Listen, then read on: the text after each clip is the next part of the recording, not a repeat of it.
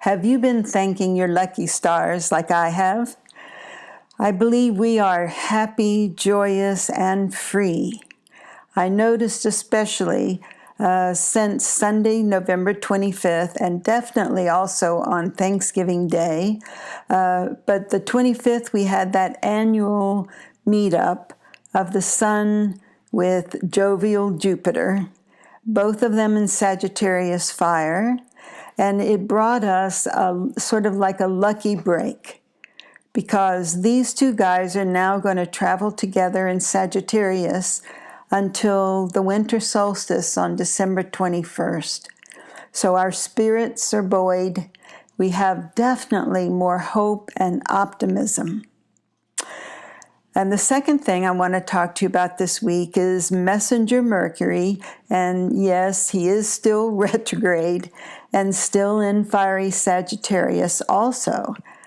And he is, remember, the zodiac's truth teller.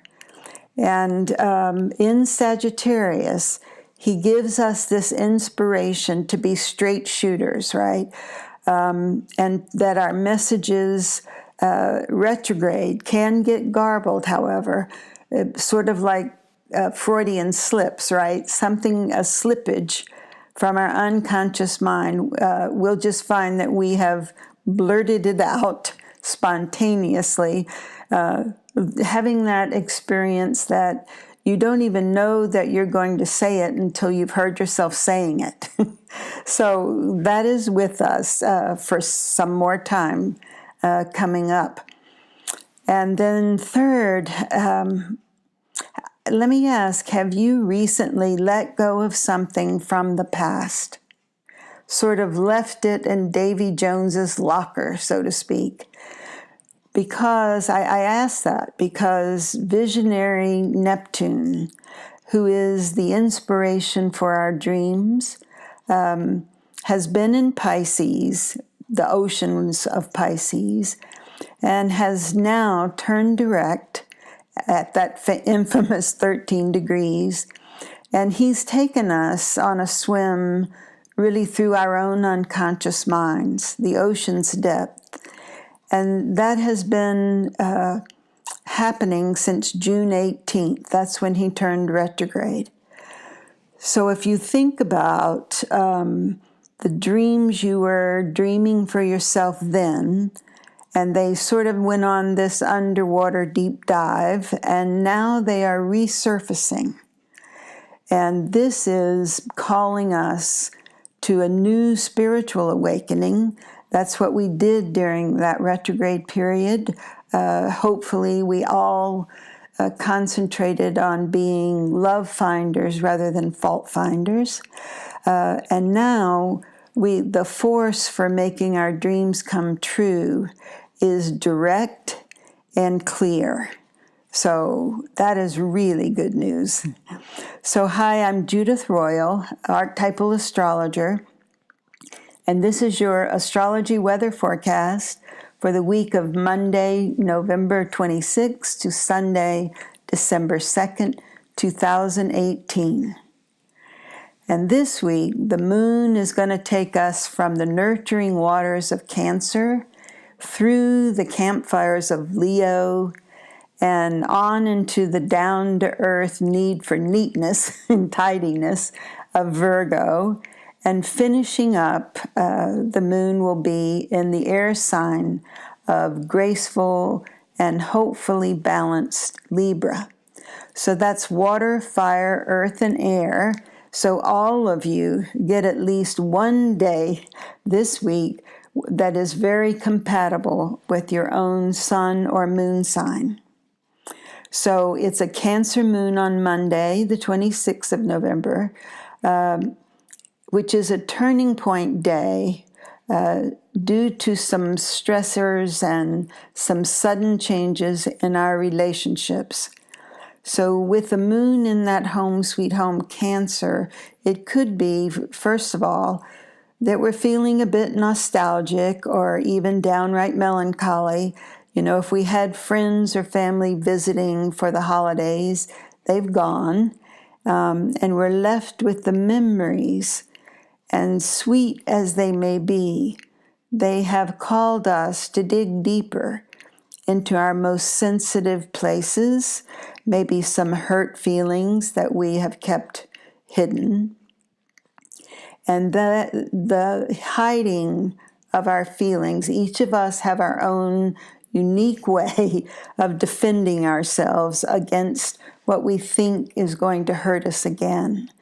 And now we are being called to just drop that, because all that is walls we have built and hide inside of, and then miss seeing the love that is all around us. But I'm confident that now we are all getting a great look at that. So Tuesday, the 27th, is super, super busy, not just because it's ruled by Mars, the action guy, but also because we're getting help from the sun and the moon. And that is the moon in Leo fire with the sun in Sagittarius fire. And remember, also Jupiter and Mercury are in Sagittarius fire. So we are going to sort of open our mouths, speaking a blunt truth, but on Tuesday, it has just the right thing associated with it. It's not as thoughtless as Sagittarius can sometimes be. And so if you have someone, especially even your own self, that you really want to get the truth out, well, Tuesday is a great day for that. Now, Wednesday, which is the day usually of communications, this week it is a rest and relaxation. It's an R&R day. And please do that, because you're going to need it come Thursday. And so Wednesday, the moon's in loyal Leo, so you can role reverse with one of those big lazy lions just basking in the sun. And that will get you maybe having the inspiration and the creativity rather than frustration to handle Thursday. Thursday, the moon goes in to clean up your mess, Virgo.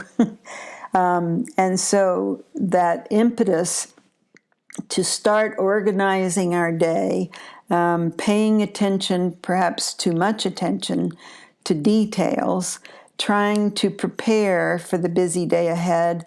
And the Virgo moon's going to start really early, like not too long after midnight, the night before, while we're still sleeping, hopefully. She's sort of giving us a wake-up call. And we'll feel this old tradition of the early bird gets the worms, right? Virgo would often like to motivate us with that, because she's urging us to get a jump on the load of messages and the work to be done on Thursday. This Virgo moon is headed towards the quarter moon that comes around 4:20 in the afternoon Pacific time on Thursday. And that is going to be challenging our communications, simply because there are going to be so many ideas and so many messages. And that comes to a head in the afternoon. But it's really a chance to get ourselves organized, sort of get our act together. And then Friday, November 30th, is the last day of November. And the moon is still in Virgo. And this day, though, she's got sort of a fog has rolled in. And it gives us a few delusions and illusions that cloud our judgment. So just expect to be sort of a daydreamer on Friday, and don't plan to do any work that requires great attention to detail. even though that's Virgo's talent, but not this particular Friday. So we are welcoming the intensity that is going to make that day one for digging even deeper, but you're going to be helped by some lightning bolts, and they're going to land in your relationships.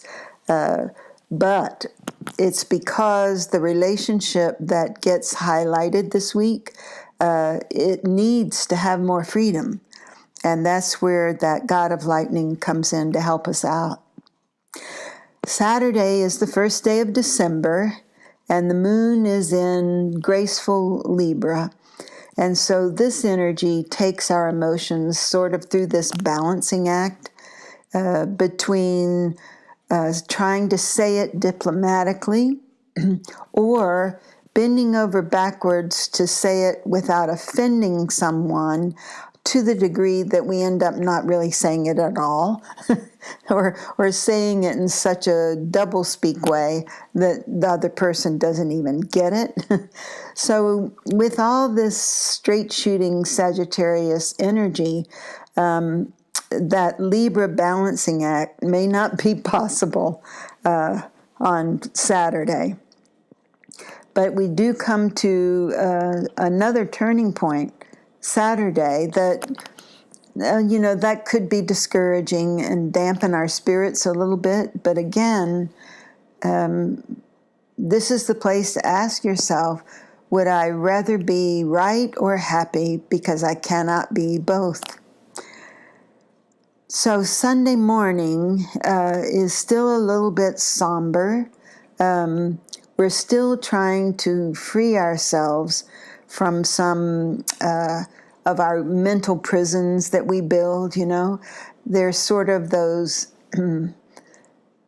habits and patterns from childhood conditioning, from what we've learned in our youth, that are no longer appropriate. And so they're holding us back. So positive thinking is not just a helpful option. It becomes a necessity.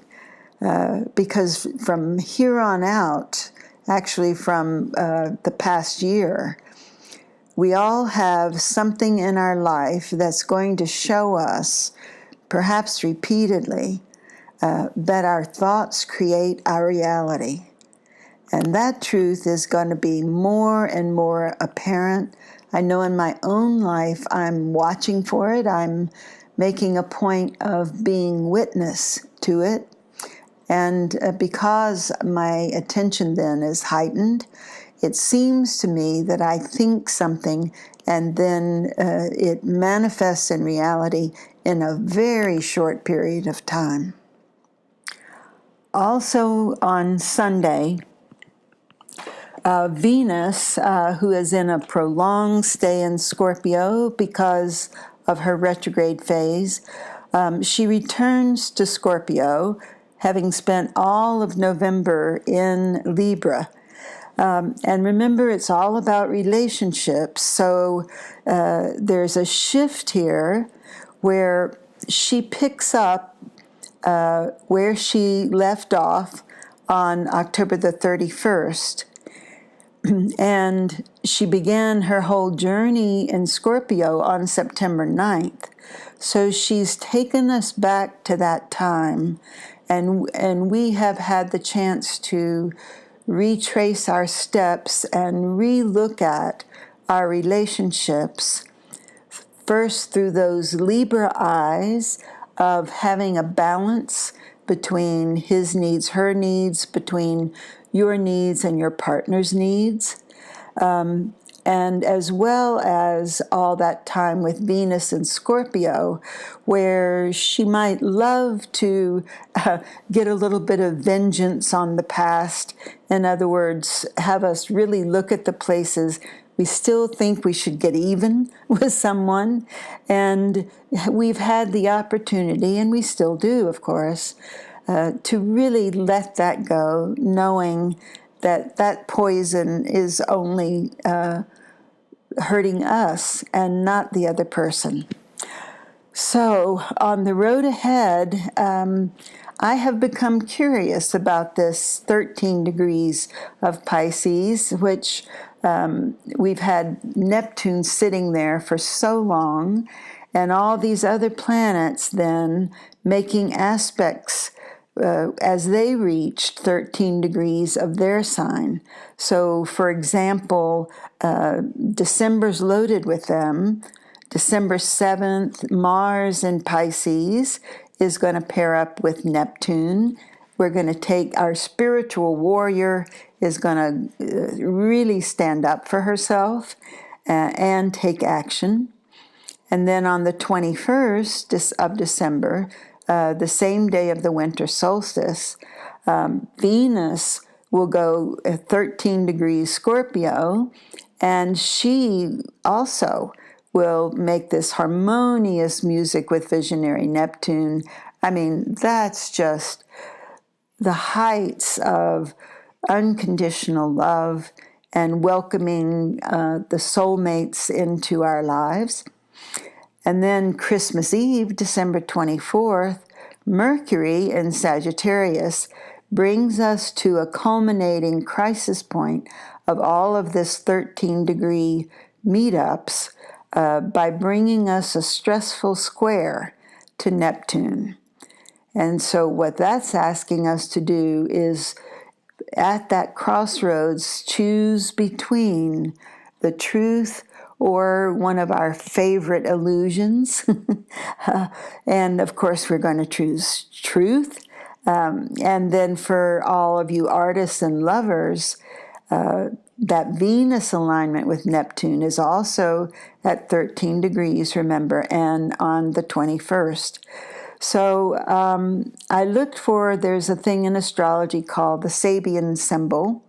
So I looked up 13 degrees Pisces, and it's about unlikely heroes who, on a particular moment of crisis, rise up and stand where others do not. So it totally reminded me of the story of that subway hero, Wesley Autry, because when he went and took that, if you didn't hear the story, he was standing by the subway platform in New York, and to his left down the way, a man had a medical problem, maybe a seizure, I think it was, and he fell onto the tracks right a minute before the oncoming train, and Wesley just literally leaped onto the tracks to help this stranger who had fallen.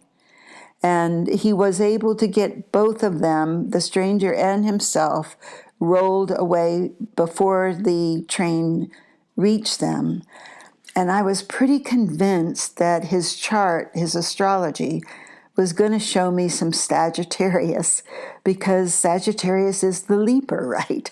And sure enough, Wesley had a lineup in Sagittarius, 4 planets surrounding his own destiny.